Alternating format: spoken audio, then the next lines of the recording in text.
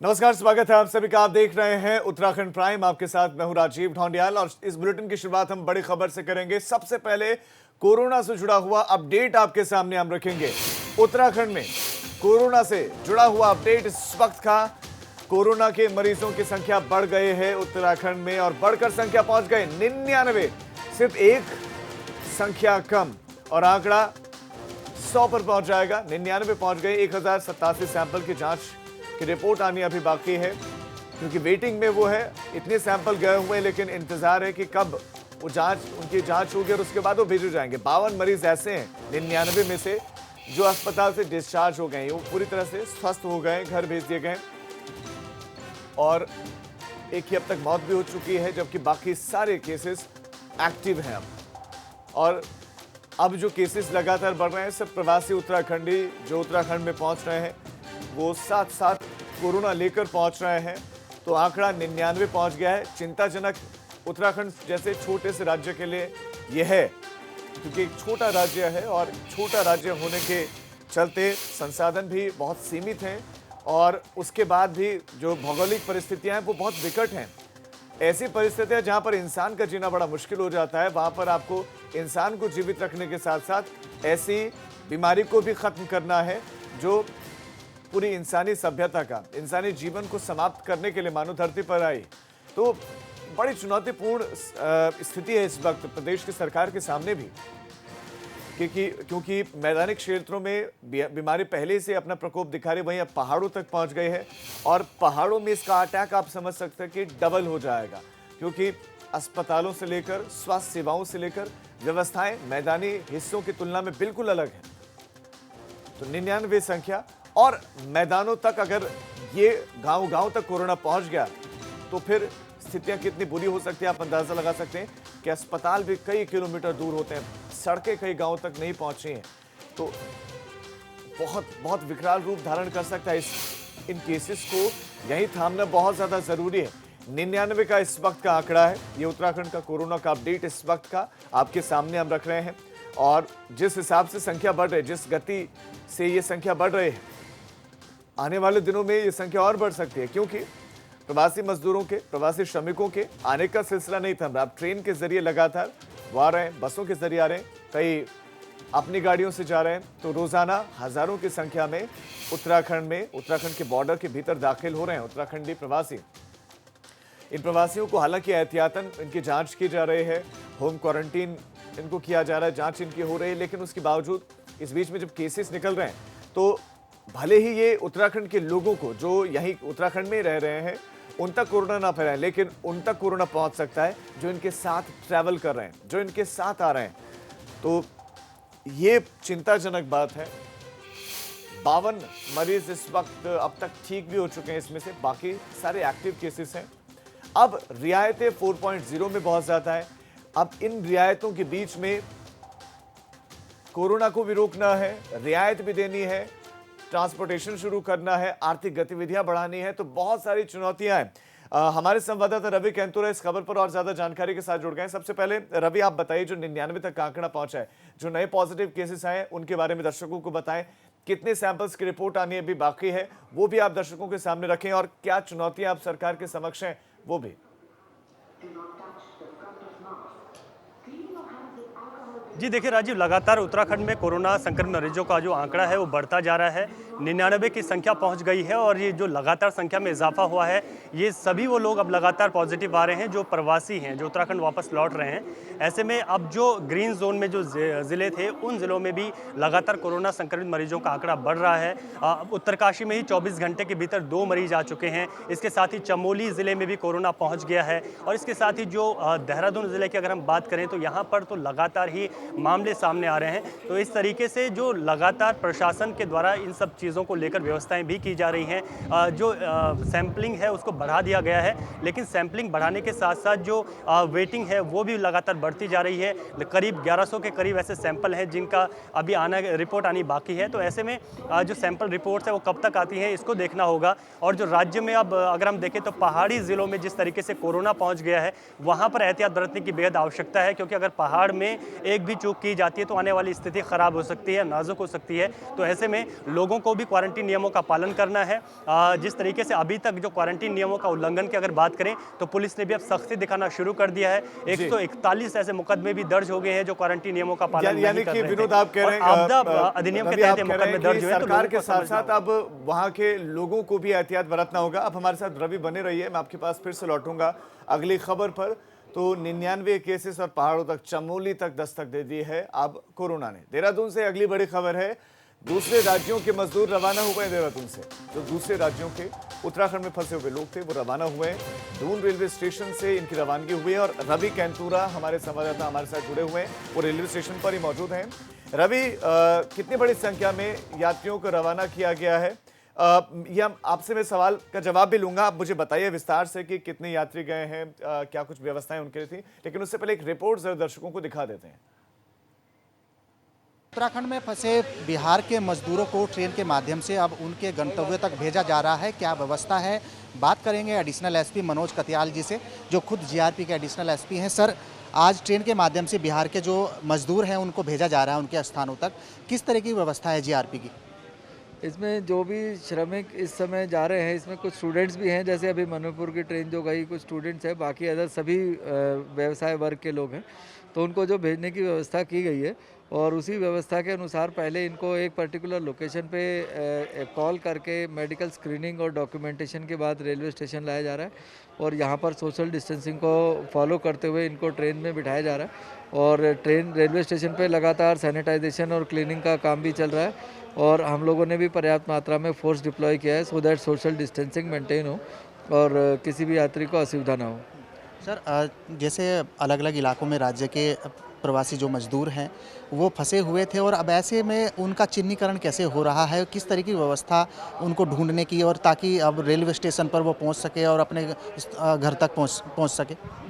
Basically ये जो trains चल रही हैं ये उन्हीं लोगों के लिए चल रही हैं जो ऑलरेडी प्रशासन के पास रजिस्टर्ड हैं, चाहे वो ऑनलाइन रजिस्ट्रेशन के माध्यम से हो या थानों में जो रजिस्ट्रेशन हुआ या जिस भी अथॉरिटी के पास उन्होंने अपना रजिस्ट्रेशन कराया है कि वो वापस जाने के इच्छुक हैं।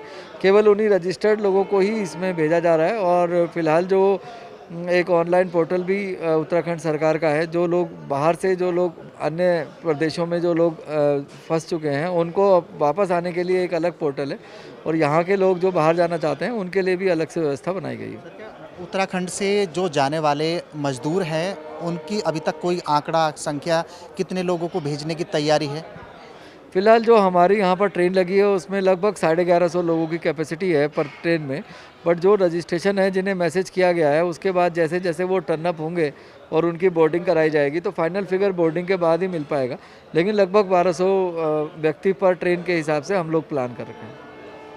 ये थे एडिशनल एसपी मनोज कत्याल, जो जीआरपी में एडिशनल एसपी हैं और साफ तौर पर मान रहे हैं कि उत्तराखंड के अलग अलग इलाकों में जो प्रवासी बिहार के लोग फंसे हुए थे अब उनको भेजने का कार्य किया जा रहा है। और साथ ही साथ चुनौती ज़रूर होगी क्योंकि लगातार ये रेलवे स्टेशन लंबे समय से सुनसान था, लेकिन अब आवाजाही इस पर शुरू हो चुकी है और ऐसे में तमाम एडवाइजरी का पालन करते हुए, सोशल डिस्टेंसिंग का पालन करते हुए ये कार्य किया जा रहा है। अपने सहयोगी कैमरामैन प्रमोद वाजपेयी के साथ विनोद कुमार, एबीपी गंगा, देहरादून। और रवि कैंतूरा हमारे संवाददाता इस खबर पर हमारे साथ जुड़े हुए हैं, वो रेलवे स्टेशन पर ही मौजूद है। रवि, दर्शकों को बताएं कि लगभग कितने लोगों को भेजा गया है और कौन कौन से राज्यों के लोगों को आज उत्तराखंड से भेजा गया है उनके राज्यों के लिए? देखिए राजीव, आज लॉकडाउन के बाद पहली बार देहरादून रेलवे स्टेशन से ट्रेन चली है। एक ट्रेन यहाँ से रवाना हो चुकी है सुबह करीब 9 बजे के, और उसमें जो है 403 यात्री गए हैं मणिपुर, और अगर हम नॉर्थ ईस्ट की बात करें तो वहाँ के जितने भी यात्री थे वो यहाँ से गए हैं। उस ट्रेन में अगर वो जब धीरे धीरे यहाँ से आगे जा रही है तो उसमें और भी कोच बढ़ाए जा रहे हैं और उसके बाद जो आगे के यात्री भी हैं वो भी बैठेंगे, लेकिन देहरादून से 403 के करीब जो है लोग यहाँ से रवाना हुए। मैं इस वक्त यहाँ पर खड़ा हूँ क्योंकि 2 से ढाई बजे के करीब एक ट्रेन यहाँ से और गुजरेगी जो बिहार के लिए जाएगी और लोगों के सिलसिला यहाँ पर शुरू हो गया है। ये श्रमिक ट्रेन है, यहाँ पर तमाम जो बिहार के लोग हैं वो यहाँ पर पहुँचे हैं। काफ़ी लोग जो है अब अंदर ट्रेन में उनको सीट भी मिल गई है और वो यहाँ पर पहुँच गए हैं। तो चाहे छोटे बच्चों की बात करें, बड़े बुजुर्गों की बात करें, वो तमाम लोग यहाँ पर हैं और एक लंबा इंतज़ार होता है क्योंकि इस वक्त जो है सबको अपनी घर वापसी करनी है। और उसी वापसी पर अगर आप देखें इन तस्वीरों को तो एक छोटा सा बच्चा भी जो दिखाई दे रहा है हमारे दर्शकों को, तो बड़ी एक खुशी है एक भीतर की कि किस तरीके से वो अपने घर जाएंगे और उसके बाद जो है जो कोरोना का संकट है, क्योंकि इस वक्त सबसे महफूज जो जगह सबको नज़र आ रही है वो अपना घर ही है। कुछ लोगों से मैं बातचीत भी कर लेता हूँ। कौन से ज़िले से हैं बिहार से आप? अररिया जिला बिहार। अररिया जिला से हैं। यहाँ पर क्या करने आप आए थे, कब से देहरादून? यहाँ पर 4 महीना पहले आए थे सर, खुदाई करने के लिए, रोड फोटा का काम करने के लिए, मगर मेहनत मजदूरी 2 महीना से यूँ बैठे हुए हैं सर। आज आपसे टिकट भी यहाँ पर लिया गया है, क्या कितना पैसा उसका लिया गया? 30 रुपये सर, 630 रुपये की टिकट दिया सर। और वो भी आज 25-26 दिन पहले लाइन में लगे थे, आज जाके कल जाके मंजूरी हुआ है और आज जाके मतलब आज की गाड़ी है। अब कै बजे गाड़ी खुलती है पता कुछ नहीं है। रवि, अगर वो टिकट दिखा सकें तो अच्छा रहे, क्योंकि राज्य सरकारें तो ये दावा करें कि आधा पैसा केंद्र दे रहा है और बाकी पैसा राज्य सरकारें दे रहे हैं, तो फिर जो पैसा लिया जा रहा है वो किस लिए लिया जा रहा है? टिकट अगर वो दिखा सके, और अन्य लोगों से भी आप पूछे कि क्या बाकियों से भी टिकट का पैसा लिया गया है? जी देखिए राजीव, जो टिकट की हमारी जो अभी तक बात हुई है तो सबका ये कहना है कि उनसे जो है टिकट भी लिया गया है। और जो यहाँ पर जो यात्री पहुँचे हैं, भाई साहब आप बताइए, आप कौन से ज़िले से हैं बिहार से? अररिया जिला से। आपसे जो टिकट लिया गया है उस पर जो पैसा आपने दिया है उसमें आपकी सरकार की तरफ से क्या कहा गया? कोई नहीं, ठीक कुछ नहीं है, ठीक है। फिलहाल बहुत कम पैसे में जा रहे हैं हम लोग। जो भी लिया वो अच्छा ही लिया है। तो तमाम जो लोग यहाँ पर मौजूद हैं, ख़ास तौर पर राजीव बात यह है कि जो तमाम लोग यहाँ पर पहुँचे हैं, बिहार सरकार की अगर बात करें तो उनके माध्यम से ये कहा गया है कि जो टिकट है उसका पैसा भी इनको रिफ़ंड किया जाएगा। भले ही काफ़ी लोगों को इसकी जानकारी नहीं होगी अभी, लेकिन ये भी कहा गया है कि जो टिकट है उसका पैसा इनको रिफ़ंड किया जाएगा। लेकिन इनके सामने स्थिति जो पैदा हुई थी वो ये हुई थी कि इतने दिनों से ये लोग बेरोज़गार थे और ऐसे में जो अब इनको आज खुद अपने टिकट को वहन करना पड़ा। हालांकि उस टिकट की राशि को घटाया गया है। साथ ही केंद्र सरकार ने भी ये कहा है कि कुछ प्रतिशत केंद्र जो है उस टिकट का भार वहन करेगी और उसके बाद कुछ राज्य करेगा। इसमें एक अच्छी बात अगर हम उत्तराखंड की करें तो वो ये है कि उत्तराखंड जो भी लोग ट्रेनों के माध्यम से पहुंचे हैं, उन ट्रेनों का उन लोगों से कोई भी किराया नहीं लिया गया है। वो किराया राज्य सरकार पहले ही उन अनेक राज्यों को दे चुकी थी जहां से ट्रेनें रवाना हुई हैं। जी राजीव।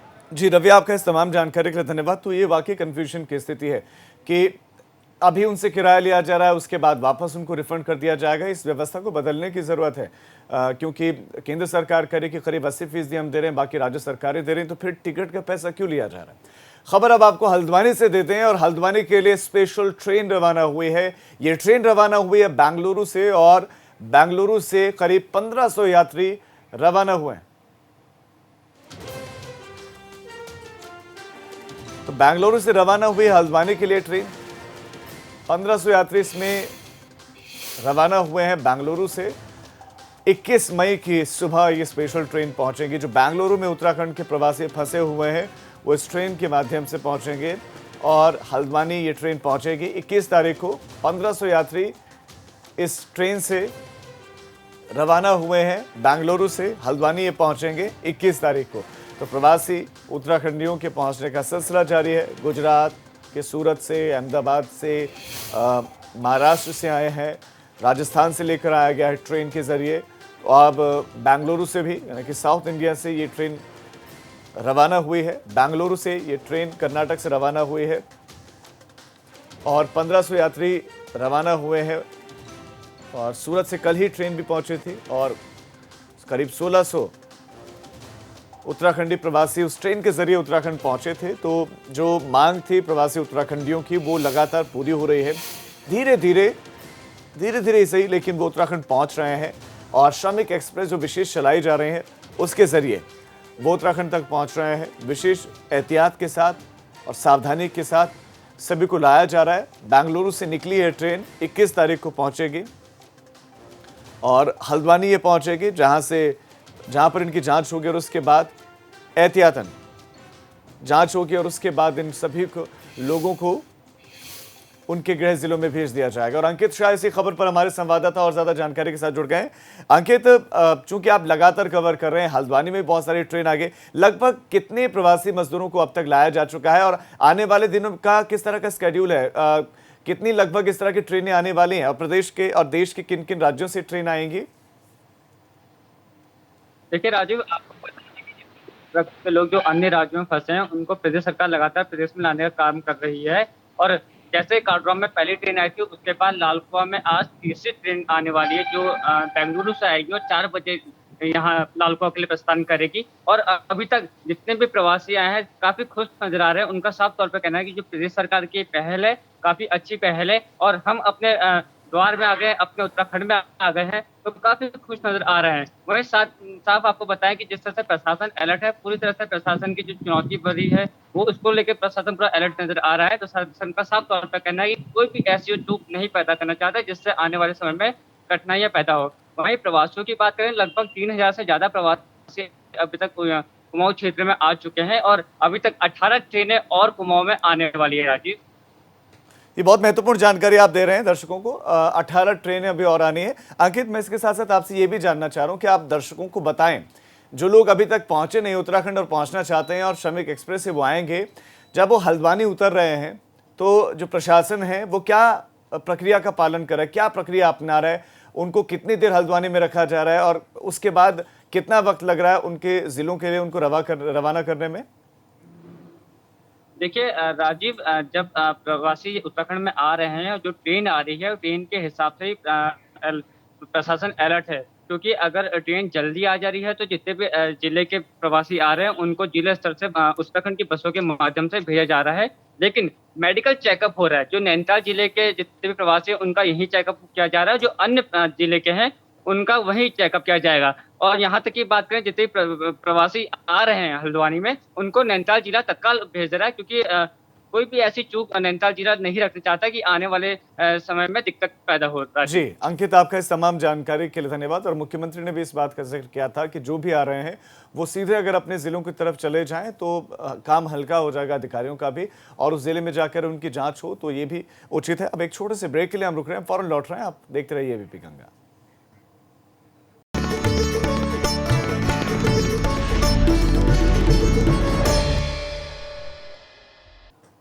ब्रेक के बाद आप सभी का स्वागत है। अब आपको हम खबर देंगे रामनगर से, जहां पर आग का तांडव देखने को मिला है। रामनगर में आग का तांडव देखने को मिला है और आग से 6 महीने की बच्चे की मौत हो गई है।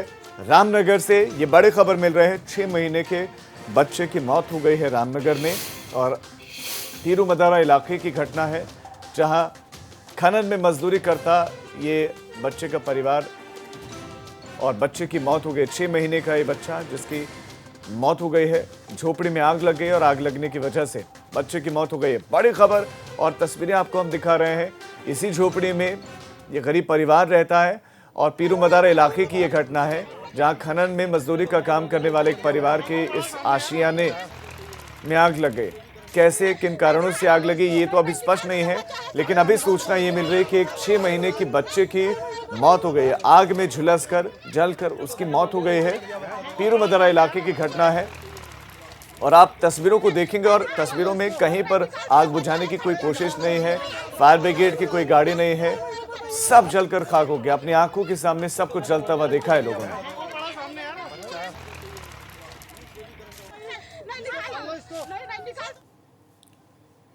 लॉकडाउन 4.0 की गाइडलाइंस आ चुकी हैं। बड़कोट में प्रवासियों को रखने के लिए क्वारंटीन सेंटर्स बना गए। यहां पर प्रवासियों को 14 दिन के लिए रखा गया है, लेकिन कुछ ऐसे भी लोग हैं जिन्हें होम क्वारंटीन किया गया है। मगर ऐसे कितने ही लोग हैं जिन्हें होम क्वारंटीन के बाद भी वो खुले में घूम रहे हैं। हालांकि प्रशासन अब तक एक शख्स पर मुकदमा दर्ज कर चुका है, मगर फिर भी लोग बाज नहीं आ रहे हैं, वो खुले में घूम रहे हैं।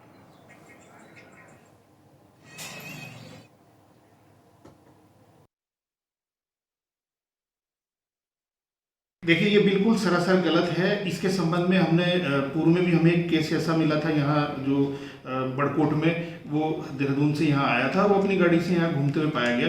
उसमें भी हमने FIR उसके दर्ज की है, गाड़ी बल्कि उसकी गाड़ी भी सीज की है। और इस तरह का भी जो भी हमारे संज्ञान में आएगा हम तत्काल उसमें जो है FIR लॉन्च कराएंगे। हरिद्वार जिले को ग्रीन जोन घोषित करने के बाद रुड़की शहर और देहात इलाके की सभी दुकानें खुल गई। ऐसे में दुकानदारों ने राहत की सांस ली है। सुबह 7 बजे से 4 बजे तक दुकानें खोलने की इजाजत मिली है। लॉकडाउन 4 में छूट मिलने के बाद अब बाजारों में भी पहले से ज्यादा चहल पहल दिखाई दे रही है।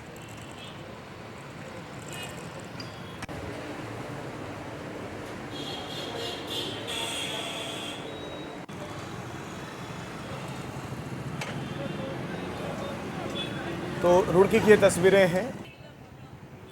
अब दुकानें खुली हुई हैं और दुकानें खुलने के बाद जो चहल पहल है वो भी शुरू हो गई है, क्योंकि हरिद्वार ज़िला अब ग्रीन जोन में आ गया और ग्रीन जोन में आने के बाद जब दुकानें खुली तो उसके बाद मार्केट में कुछ लोग भी आए। और ख़ास बात यह है कि जो भी पहुंच रहे हैं बाज़ार में वो सोशल डिस्टेंसिंग का पालन करते हुए अभी दिखाई दे। उम्मीद ये करते हैं कुछ ऐसा ही अनुशासन आने वाले दिनों में भी सभी लोग अख्तियार करेंगे।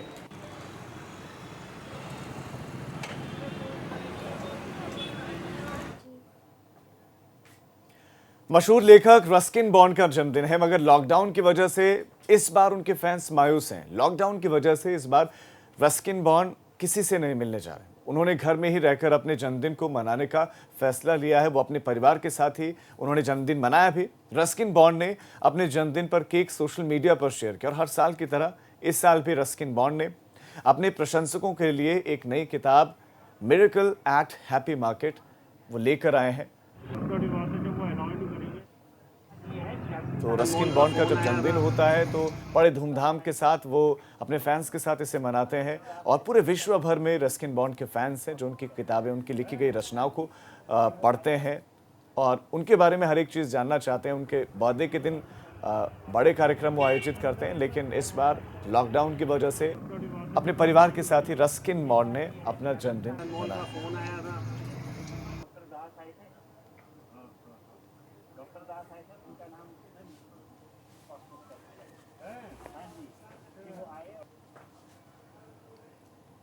श्रीनगर मेडिकल कॉलेज के गायनी वार्ड में जनरल ओपीडी संयुक्त अस्पताल में इसको शिफ्ट किया गया और वार्ड के संयुक्त अस्पताल में शिफ्ट किए जाने से दूर दराज के क्षेत्रों से आने वाले मरीजों को खासी दिक्कतों का सामना करना पड़ रहा है। आलम यह है कि बेड की कमी के चलते एक बेड पर दो गर्भवती महिलाओं को रखा गया है। तो सोशल डिस्टेंसिंग का महत्व क्या है लॉकडाउन के दरमियान में, शायद डॉक्टरों से ज़्यादा बेहतर कोई और नहीं समझता है। लेकिन उसके बाद भी अस्पतालों में एक बेड पर दो महिलाओं का होना बड़ी और घोर लापरवाही।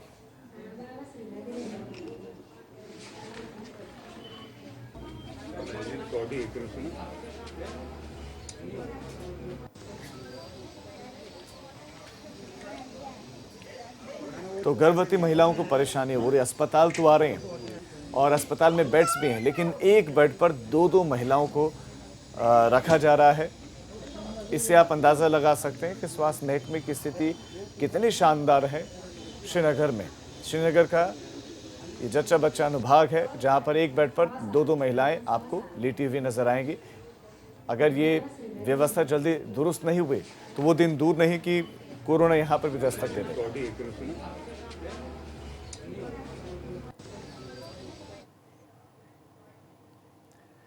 भगवान रुद्रनाथ के कपाट खुल गए हैं और ग्रीष्मकाल के लिए बीते सोमवार सुबह 5 बजे कपाट खोल दिए गए। वहीं रुद्रनाथ क्षेत्र में सफेद बर्फ की चादर बिछे हुए है। मंदिर के आसपास बर्फ ही बर्फ दिखाई दे रही है। पनार बुग्याल से आगे रुद्रनाथ तक आस्था पथ पर पूरी तरह से बर्फ जमे हुए हैं। कई जगहों पर ग्लेशियर्स के ऊपर से चलकर भक्त भगवान की डोली को रुद्रनाथ मंदिर तक उन्होंने पहुंचाया।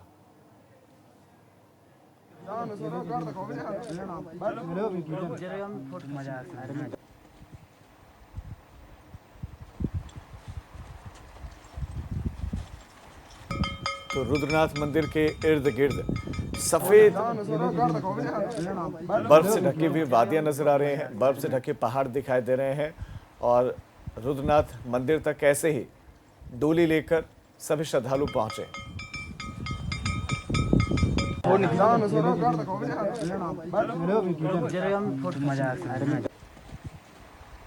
तो भगवान रुद्रनाथ के कपाट भी खोल दिए गए हैं।